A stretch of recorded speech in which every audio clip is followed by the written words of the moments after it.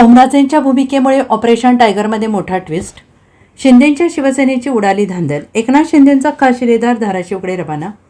शिवसेना ठाकरे गटात 6 खासदारांच्या संभाव्य बंडामुळे पुन्हा एकदा राजकीय भूकंप होण्याची शक्यता वर्तवली जाते आणि हे सर्व खासदार शिवसेना शिंदे गटात सामील होणार असल्याची जोरदार चर्चा सुरू असून त्यांनी 17 जून रोजी दिल्लीत मुख्यमंत्री एकनाथ शिंदे यांच्या उपस्थितीत लोकसभा अध्यक्ष ओम बिर्ला यांची भेट घेतली.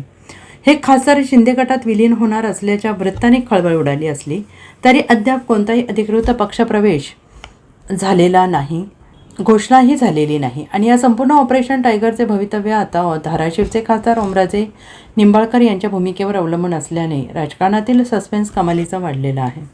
ओमराजे निंबाळकर यांची भूमिका तळ्यात माळ्यात असल्याचं लक्षात येतं शिवसेना शिंदे गट तातडीनं अलर्ट झालाय आणि या संपूर्ण ऑपरेशनचे नेतृत्व करणारे शिंदे गटाचे ज्येष्ठ नेते आणि मंत्री तानाजी सावंत हे तत्काळ धाराशिवच्या दिशेनं रवाना झालेत.